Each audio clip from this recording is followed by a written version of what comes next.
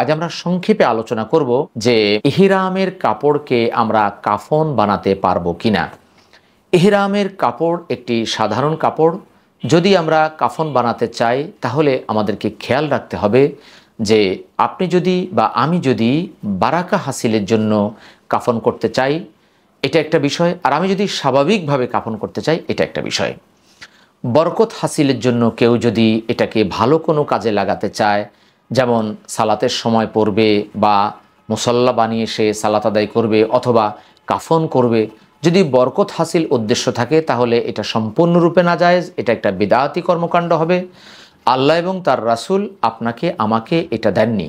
সুপ্রিয় দর্শক, এই ব্যাপারে আল্লাহ সুবহানাহু ওয়া তাআলা স্পষ্টভাবে জানিয়ে দিয়েছেন, অমা আতাকুমুর রাসূলু ফাখুযুহু ওমা নাহাকুম আনহু ফান্তাহু। আর রাসূলুল্লাহ তোমাদেরকে যা দেন তা গ্রহণ করো এবং তিনি যা থেকে তোমাদেরকে বিরত থাকার নির্দেশ দেন তা থেকে তোমরা বিরত থাকো। সূরা আল হাশর 59 নম্বর সূরা 7 নম্বর আয়াত।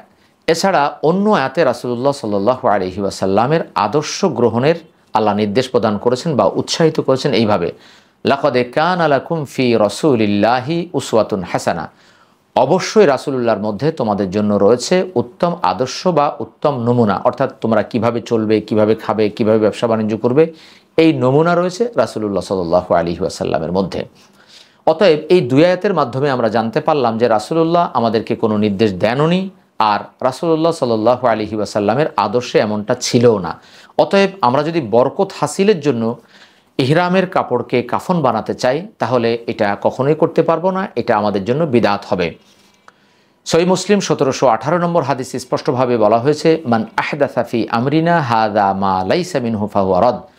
যে ব্যক্তি আমাদের ধর্মে এমন কিছু উদ্ভাবন করবে বা এমন আমল করবে, এমন কাজ করবে যা আমাদের থেকে প্রমাণিত নয়, তাহলে তা প্রত্যাখ্যাত হবে, অর্থাৎ বাতিল হিসাবে পরিগণিত হবে। অর্থাৎ আমরা কোনো অবস্থাতেই বরকত হাসিলের জন্য কাফন বানাতে পারবো না। সুপ্রিয় দর্শক, বরকত হাসিল যদি উদ্দেশ্য থাকে তাহলে আপনাদেরকে আমি বলবো অবশ্যই আপনি এটা এমন একটি কাজে ব্যবহার করুন যাতে আপনার মনের ভিতর থেকে বরকতের চিন্তাটাই চলে যায়। যেমন আপনি টয়লেটের সামনে এটা পাপোশ হিসাবে ব্যবহার করতে পারেন। আপনার বাড়িতে যদি ছাগল থাকে শীতকালে ছাগলের গায়ে ব্যবহার করতে পারেন কেটে, যদি গরু থাকে গরুর গায়ে আপনি কেটে ব্যবহার করতে পারেন, কারণ এটা সাধারণ একটি কাপড় ছাড়া আর কিছুই নয়, কিছুই নয়।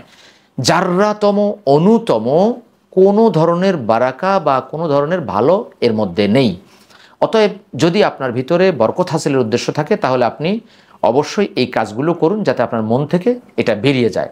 আর যদি বরকত হাসিল উদ্দেশ্য না থাকে তাহলে আপনি চাইলে মুসল্লা বানিয়েও সালাত আদায় করতে পারবেন বা চাইলে আপনার কাফনও করতে পারবেন, যদি আপনার কাফনের উপযুক্ত হয় বা ততদিন ভালো থাকে। তবে আমাদের মনের ভিতরে যেহেতু এই চিন্তা এসে যায় যেটা আমার ইহরামের কাপড়, এর মধ্যে বরকত রয়েছে, তাই আমি কাফন বানাতে চাচ্ছি। যদি আমার মনের ভিতরে এমন চিন্তা বা এমন ইচ্ছা নাই থাকে তাহলে এত কাপড় থাকতে ইহরামের কাপড়কে কেন আমি টার্গেট করছি? আমার বাড়িতে তো আরও অনেক কাপড় আছে, আমার বিয়ের পরে অনেক সাদা কাপড় আমি রেখে দিয়েছি, সেটা তো আমি কাফন বানাতে চাচ্ছি না। আমার অনেক পাঞ্জাবি রয়েছে, সেগুলো দিয়ে তো আমি কাফন বানাতে চাচ্ছি না। তাহলে আমি কেন ইহরামকে টার্গেট করছি?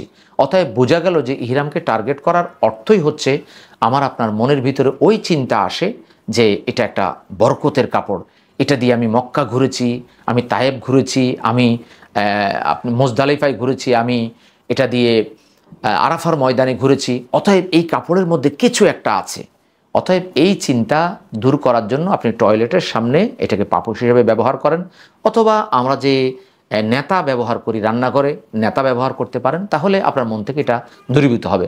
আশা করি বিষয়টি অনুধাবন করতে পেরেছেন। আল্লাহ তাআলা আপনাকে আমাকে আমাদের সকলকে কোরআন সুন্নাহ অনুযায়ী ইসলামকে বোঝার, সে অনুযায়ী মানার, সে অনুযায়ী অন্যের কাছে উপস্থাপন করার তৌফিক দান করুক। আমিন।